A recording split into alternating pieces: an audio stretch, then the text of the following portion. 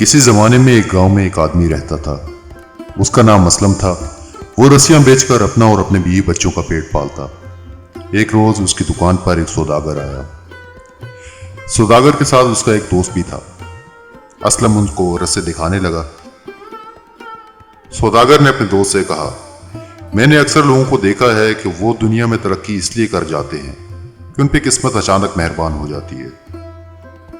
اب اس آدمی کو دیکھ لو، اگر کہیں سے کوئی رقم اس کے پاس آ جائے تو اس کا کاروبار چل نکلے اور یہ خود رسے بنانے کے بجائے 20 ملازم رکھ لے۔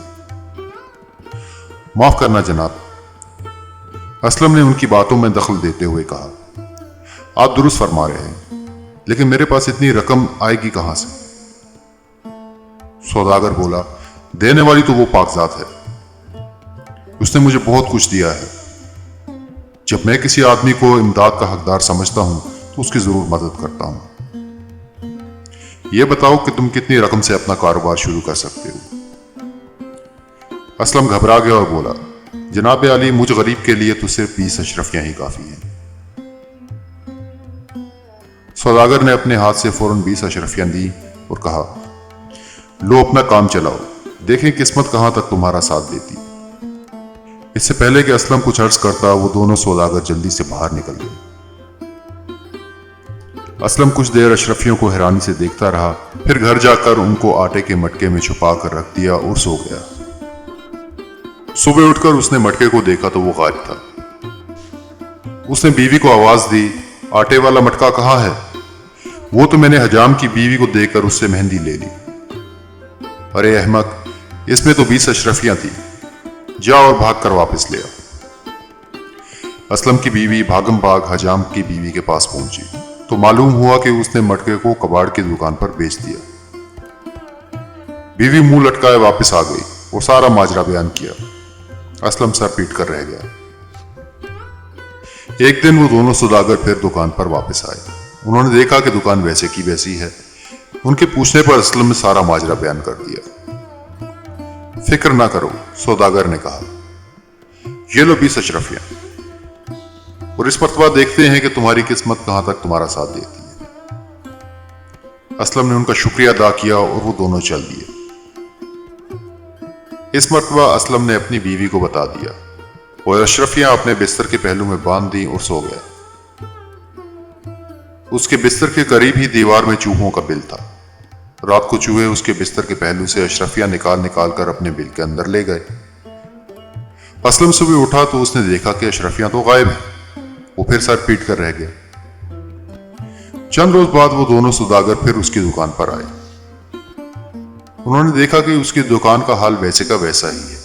انہوں نے اسلم سے کہا، تم نے دوسری مرتبہ پھر اشرفیاں گنوا دی۔ جب وہ جانے لگے تو سوداگر کے دوست نے کہا، آج ہمارے پاس اشرفیاں تو نہیں، لیکن یہ ایک شیشے کی دھات کا ٹکڑا ہے، یہ لو، شاید یہ تمہارے کسی کام آ جائے۔ یہ کہہ کر وہ دونوں چل دیے۔ اسلم نے گھر آ کر شیشے کا وہ ٹکڑا ایک کونے میں پھینک دیا اور اپنی قسمت کو رونے لگا۔ آدھی رات ہو چکی تھی کہ اچانک دروازے پر دستک ہوئی۔ اسلم دروازے کی طرف بڑھا، وہاں مچھیرے کی بیوی کھڑی تھی۔ وہ بولی، میرا شوہر مچھلیاں پکڑنے کے لیے جال تیار کر رہا ہے، کل صبح اس کو مچھلیاں پکڑنے جانا ہے۔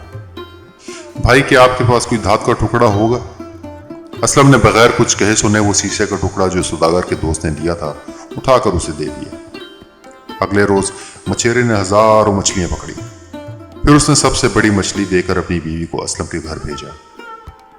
اسلم کی بیوی نے مچھلی کے قتلے کیے تو اس کے پیٹ میں سے ایک چمکدار پتھر نکلا۔ پتھر کی چمک اتنی زیادہ تھی کہ اسلم کو رات کے وقت اپنے گھر میں دیا جلانے کی ضرورت محسوس نہ ہوئی۔ اگلے روز ان کے گھر ایک تاجر کی بیوی آئی۔ اس نے اسلم کی بیوی سے دریافت کیا، رات تمہارے گھر کیا روشنی تھی؟ بیوی نے سارا حال کہہ سنایا۔